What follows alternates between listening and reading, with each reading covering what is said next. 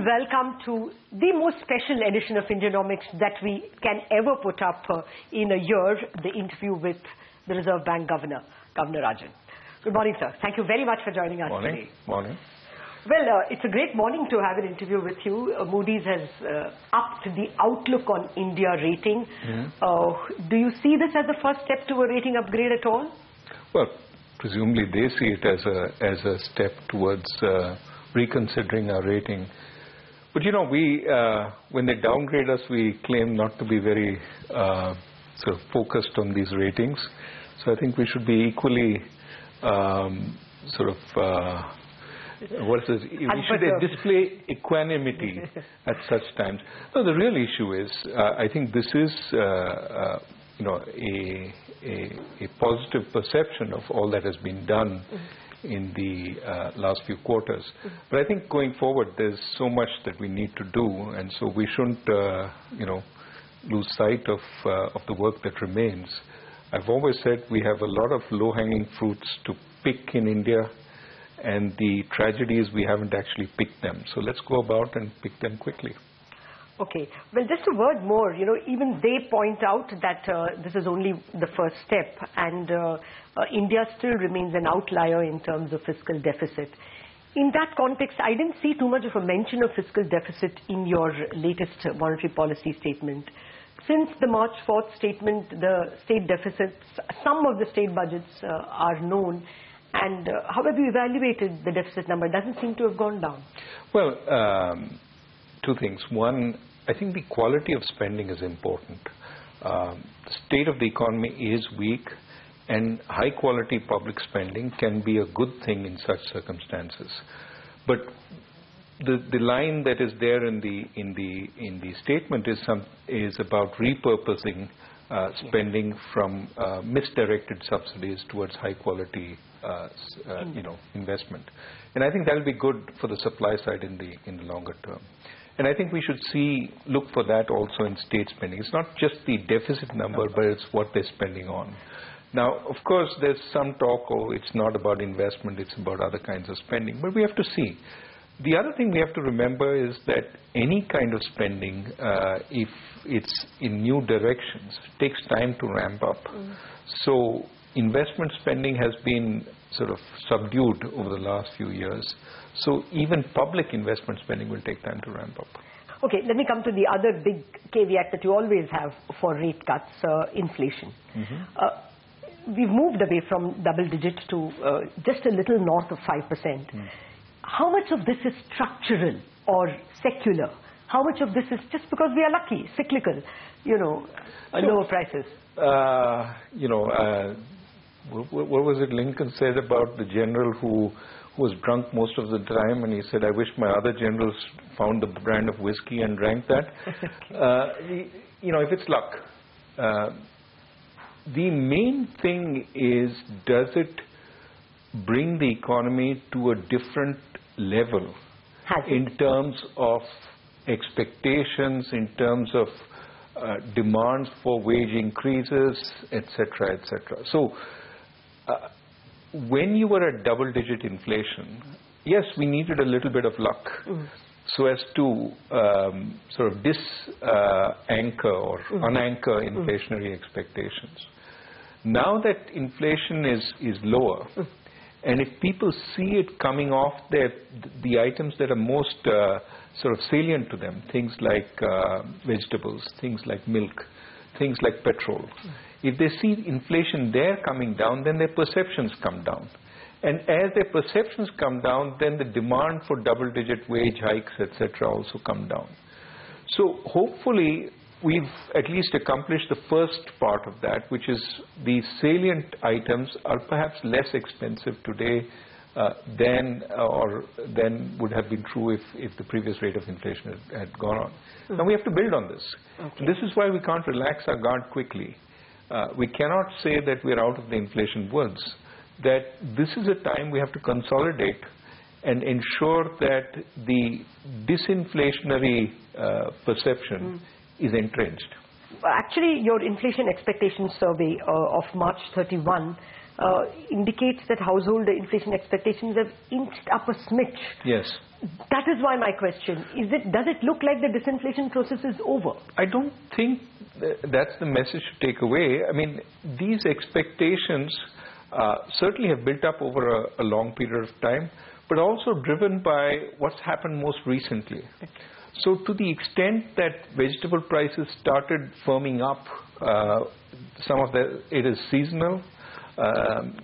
Also, petrol prices started firming up a little bit. Okay. So given that, I wouldn't be overly worried about a notch up in those expectations. But yes, if it starts climbing back up, I would start worrying if this persisted for a reading or two. Isn't there a case to advance the rate cut? Growth is weak. It deserves help now. Well, growth is weak and it deserves help. That is a statement that I hear often. Growth is helped by many factors, and the interest rate is just one of those factors. And of course, to the extent that it can be moved based on perceptions of inflation, etc., it will be moved. Now, as far as our projections, why are our projections of inflation higher down the line? In fact, they come down, and they come down because of what we call base effects, right? That inflation last year was higher in July, August, and as a result, from that reading to August this year, we may look lower, and that's why inflation will come down. Not because over the period the underlying inflation has been slower, but we're looking through all this. And what we said in the statement is we want more information. What is the underlying process of inflation? Now, when people say 5.8 is your forecast, now I keep saying we're not astrologers, the good astrologer, and we don't know exactly what's going to happen. These are not perfect forecasts. These are best estimates. Okay. And as information comes in, we will see how much more room we have or how much less room we have, and act accordingly. Now, people say, oh, you have no room or you have room. Well, that depends on the entire set of information that we will make our decision on. And I won't preclude it or say we have gigantic amounts of room. It really depends on the information. Okay. Well, there are some. Ultimately, it is higher productivity and higher supply side measures that will be perhaps responsible for structural inflation coming down. Do you see the first steps for that? Or to phrase it the other way around, what is your visibility for that 4% inflation in 2018? I think over time the supply of goods and services will improve in this country, and a number of efforts, the whole Make in India sort of campaign is, in my view, primarily a way of increasing the supply of goods and services. And I think as that kicks in, well, the immediate part of Make in India is let's get the stalled projects going. Yes. Let's create the environment for new investments to be announced. And I think you're seeing some movement on both these dimensions. Stalled projects are coming down steadily, perhaps not as fast as everybody wants, but they are coming down. And new projects are being announced in a much bigger way than earlier. So both these, to my mind, are good developments, and we have to build on them. Dr. Rajan, just a couple of things more on inflation, more linked to the monetary policy framework that you have put in place. Now, how much leeway does the framework give you to control inflation? If there is fiscal expansion, you don't have much of a choice. So do you think that you've bitten more than you can chew? Not really. I mean, we have plenty of time to reach the 4% midpoint that is our eventual goal. And of course, I think government in signing this fully realizes that it's part of the scheme. And I think that's the message, that important message that should be taken away, that there is collaboration between the government and the RBI on these issues. Clearly, for any given level of fiscal consolidation path, there will be a feasible amount of monetary leeway that we will have if we are to reach the inflation target. The more accommodative the fiscal path or the more spending that takes place, so obviously the tighter the monetary path has to be. So that now is clearly established. And so to that extent, I think everybody is aware that, we have to do what we have to do, which is what is important. And the more sort of there is fiscal consolidation, the more room we will have. Well, in another sense also, I wanted to ask you if you could be accused of probably biting more than you can chew, because if you looked at the last 67 years of independent India, the average inflation, whether you took CPI, industrial workers, which is the nearest to CPI, or you took WPI, it was averaged between 7 and 8%. So 4 is ambitious, isn't it? And in all of 3 years.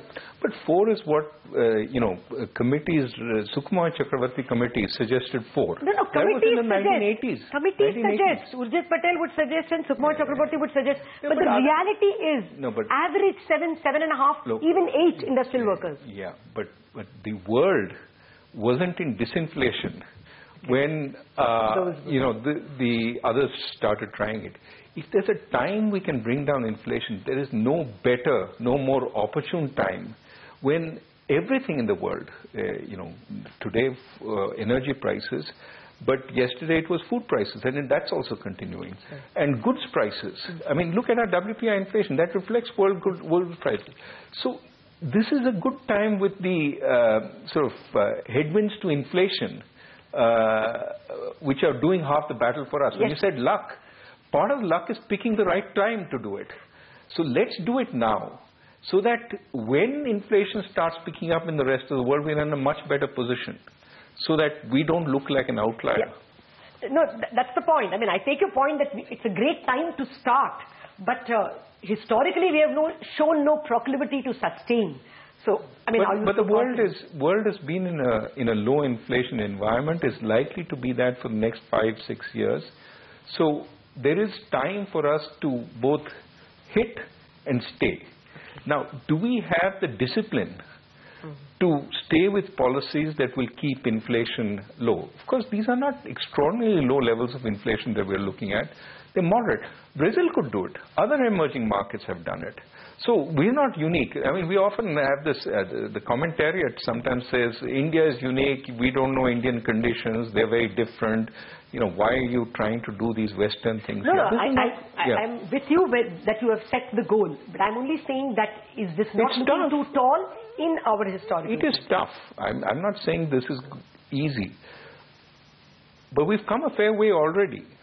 Nowadays nobody's talking double digit. They're all talking in, below 6. They take below 6 for granted. See how far we've already come. So I would say, yes, we have to stay on the path. We have to take the medicine. And no doubt there will be pain at some point.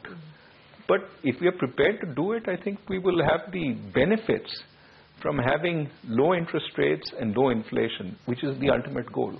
Okay, so now that you partly wore your international economist hat, you said that you see low inflation for global inflation for the next 5 or 6 years.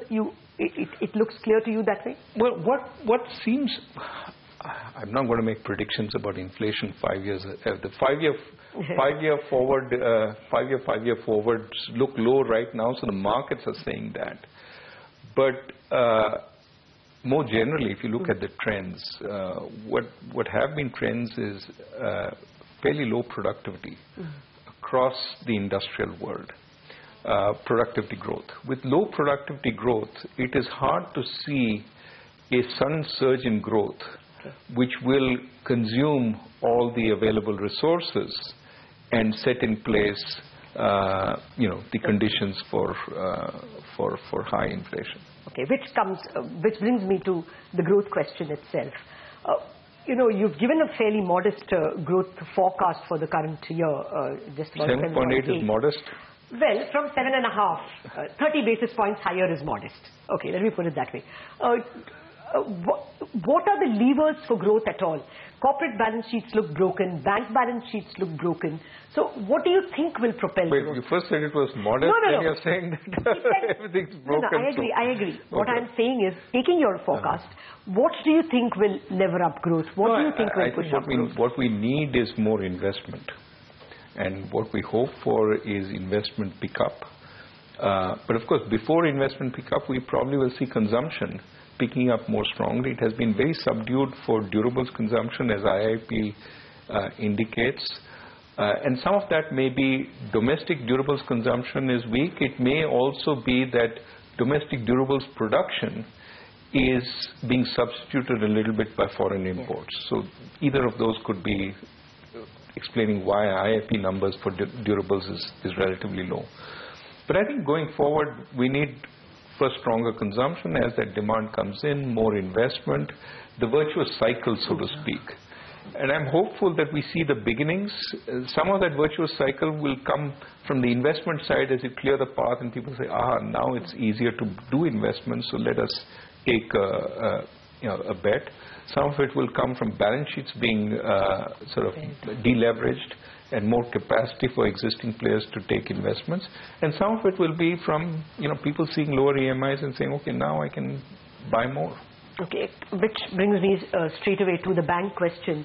I don't know what you told the bankers, but 8 hours after you did not announce a rate cut, they did announce a rate cut. So more questions on that after this break. That will be the most crucial question.